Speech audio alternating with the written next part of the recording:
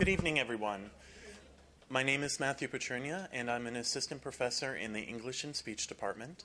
And today what I'd like to do is share with you some of the thoughts and musings that we had concerning the strategic plan at Table 4. Okay. We have divided... Good support group here. Oh, yes. Yes. As far as how I'm going to present the information, we've divided it into the three primary questions that were asked. And the first question that we would like to address is, what is the overall sense of the draft? And the general feeling at our table is that it is very comprehensive, familiar, exceptionally doable, but ambitious at the same time. Because you can't just be doing something that we've been doing. It does stretch and expand us into new areas and provides and showcases us in new and different ways. There was one thing that we would like to see a little bit more pronounced throughout the document, and that is the area of alumni presence and the importance of that to the FIT community. The family is not just only comprised of current students, but also our past ones as well. And this is something that we would like to see more formally addressed within the document. The second thing that we are going to discuss briefly, are there any gaps?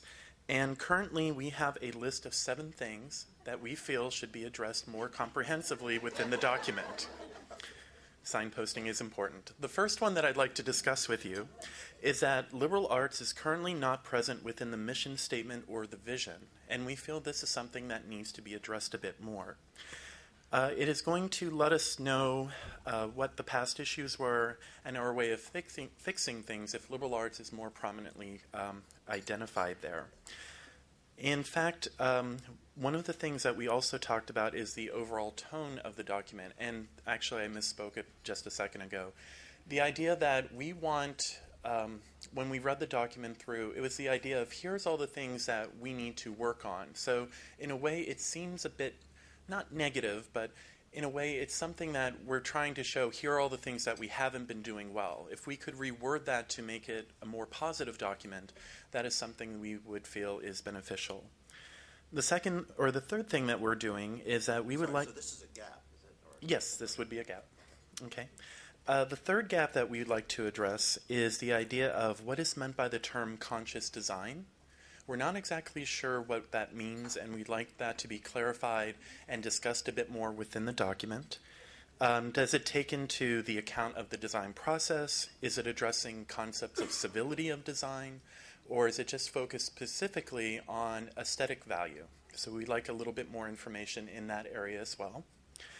The fourth thing that we would like a little more clarification on is under the section of innovation magnet contained within the document. What are the key challenges? Key challenges are actually mentioned, but we're not sure what the key challenges would be. So how do we find out what key challenges are? Are these industry issues, and how are we going to learn this information and be able to incorporate it? For example, key challenges in business and technology may be very different compared to key challenges in art and design, and would constitute a very different path on how these issues should be resolved. So we need to have a more clear understanding what key challenges actually means. The fourth thing that we would like to address are some additional words in the core values of this particular document. Additional words that could be considered could be passion, instilling passion and a sense of love within the document concerning how students are going to communicate, concerning how students are going to interact with their particular majors and how they're going to love what they do after they leave the FIT family. Other words that might be considered could be community, creativity, and the concept of lateral thinking. So these are just some things that we might consider instilling within our core values section.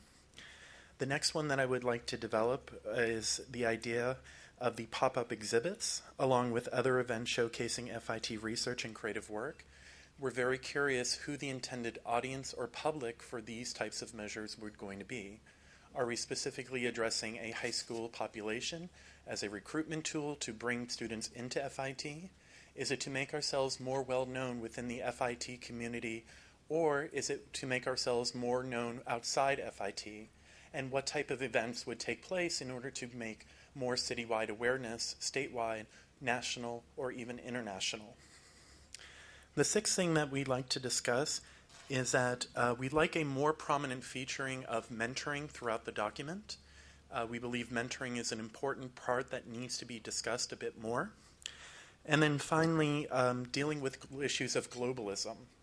The thing is, when we read through the document, we saw globalism basically tied directly to international student presence, and we were wondering if there are other ways that we could incorporate globalism within our community without solely relying on this student population. It was discussed, the idea of bringing in outside faculty to do a semester's worth or year's worth of teaching that can bring different perspectives, but we're not sure if that's directly tied to the globalism aspect. The final thing that we did was we talked about, if implemented, what does it mean to you?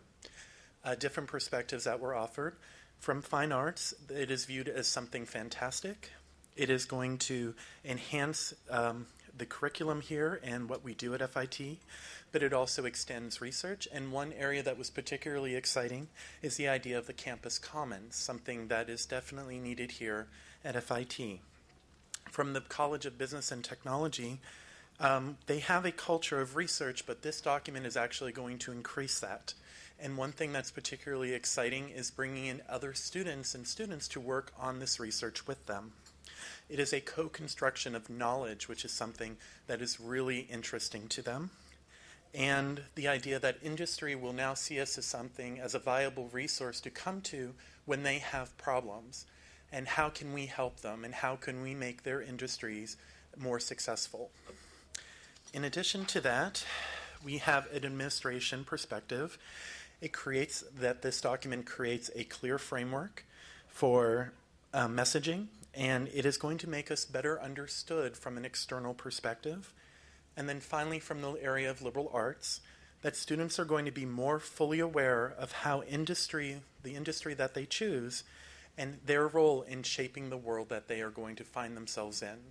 This is something that is very exciting from the liberal arts perspective, and how what they do is going to influence how others are going to be treated and seen in the world is something that this document really does an excellent job exemplifying.